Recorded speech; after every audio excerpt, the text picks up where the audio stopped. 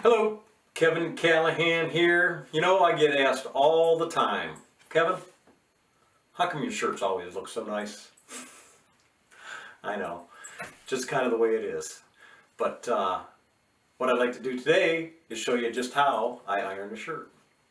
So I get questions all the time. How do you iron a shirt? So I'm going to show you.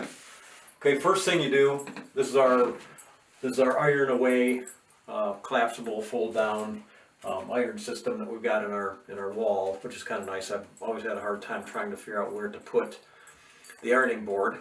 Don't have a real laundry room in here, so you'll see I've got a few things that I keep in here. One's a spray bottle. This is for wetting down the fabric. The other is a lint brush. This is just a peel and stick lint brush, usually for dark clothes, hair, lint, that kind of thing. It's always good to go over those.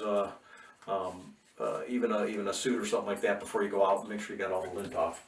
And this here is just another piece of fabric that I would use in the event that I had a synthetic blend, or like a rayon or nylon, something that I didn't want the hot iron to touch, you know, come in contact with it directly. So I'd put this over that piece of fabric before I started ironing. Don't use that too often.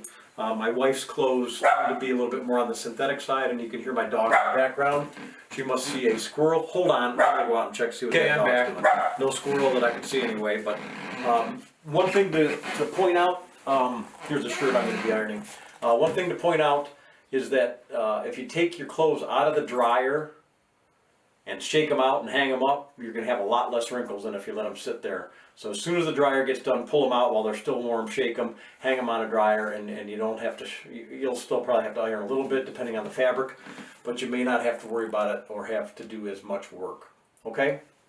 Let's get going. First thing I'm gonna do is turn it on. This one just happens to have a light, and well, which is kind of nice. I guess if you were doing it in the dark and you wanted a spotlight on what you were doing. And then you have to make sure that you set the iron for the proper temperature, okay? Because there's different types of fabric, from some synthetic all the way up to linens.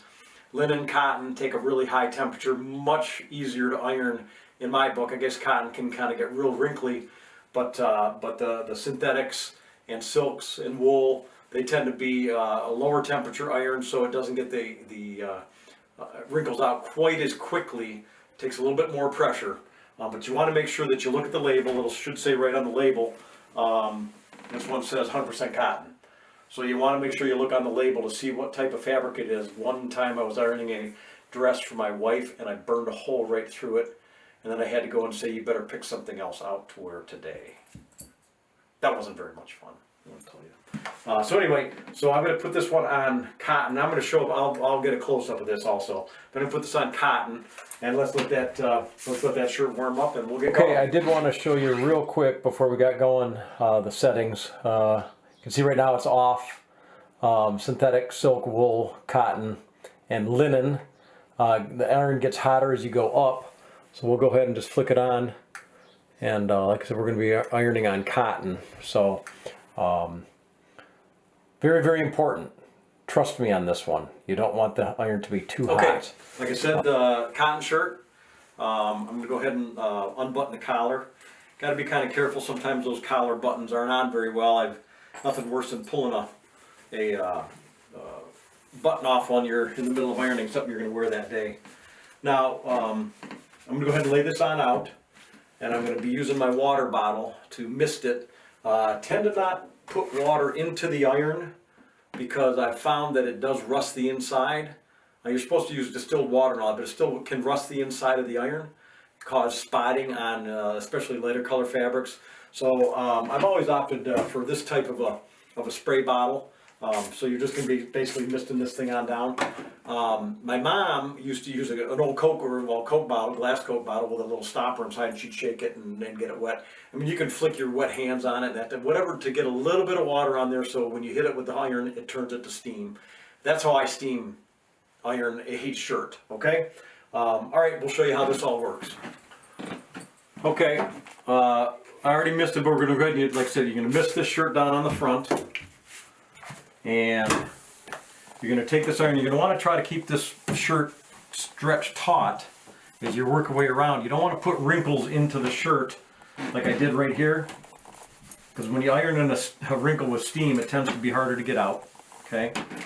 If I have to kind of touch up into here a little bit, I'll move this over so that I can use the bottom or the tip of this ironing board to get my ironing in there very nice. Lots of times the collars get a little bit twisted up. I'm going to use this smaller portion of the ironing board to stretch my fabric.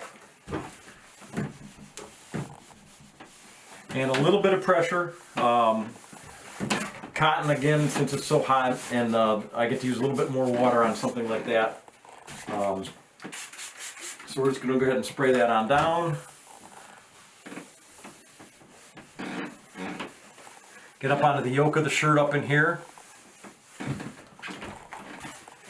And as we work our way around, you're going to notice that I've got these pleats here. I don't want to iron those pleats into the shirt, so I'm going to be basically stretching those out a little bit so I can get my iron in there with it flat.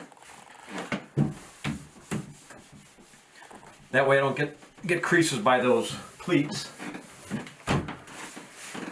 And you really just kind of start one side of the shirt, whatever side you want to start. Just work your way around. Make sure you get up onto the yoke here. Lots of times cotton, you almost don't even need to put any water on it unless you have some really heavy wrinkles. But we'll go ahead and do the water just so you can see the whole steam action of this. And just work your way around. Again, if you need to pull that tighter to get this up on the yoke a little bit more, you can just do it that way. The fronts and the sleeves are gonna certainly, I don't know if you can see this real wrinkle in the front of this button portion. I'm gonna probably want to wet that just a little bit more. Heavier the wrinkle, the more water you put on it, the more steam, a little bit more pressure maybe. Okay. Now on that heavy wrinkle there, I'm going to want to stay and hold it for a little bit. Try to flatten that out. Nothing worse than having a button flap that's sticking up in the air. Pockets, same thing. You're going to want to kind of stretch those out a little bit so that you don't put wrinkles into the pocket. You can see I've still got a little flip up here. So I'm going to hit that again with a little bit more water. Pretty heavy wrinkles, especially up towards the top of the collar. So I'm going to hold that there for a little bit. Move on up and just hold that. Use the tip of that iron and really push that in.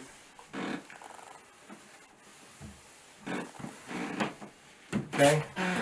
Now the sleeves, I grab at the seam, kind of shake them out, and lay that right on in there and flatten this out. Remember, I got two pieces of fabric now that I've got together that I'm going to iron all at the same time. And I don't want them to wrinkle up towards the end of the sleeve. Put your hand up so you can block the misting of the water. And I'm going to pull that sleeve like this so I can get all the wrinkles and stretch it out. I don't want to get wrinkles in my sleeve. And kind of work the tip in there. I got a wrinkle right there, so we have to get that out, push that a little bit harder. Okay, now my other sleeve, in order to get it to lay the same way as I did that one, I'm going to flip the shirt going this direction now. But same thing, I'm going to go ahead and grab that and flip that so I've got my seam lined up. Flatten it out a little bit before I start my ironing.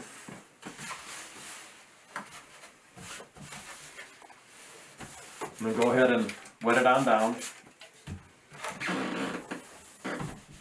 I'm going to grab that cuff and pull that out tight.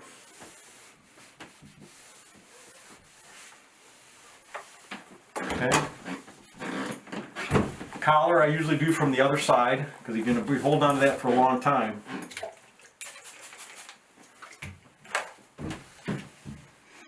Kind of wet that down really well. This collar wasn't too bad, so I don't have to put too much pressure on it. I want any wrinkles that appear to be on the back side rather than the front. Then I'm going to fold this over. Make sure that I've got my lines in the shirt so that my collar is pretty much equidistant. And I'm just going to hit that real lightly to put a crease in it. Okay. And there you go. There's the shirt. Big difference. Didn't take very long.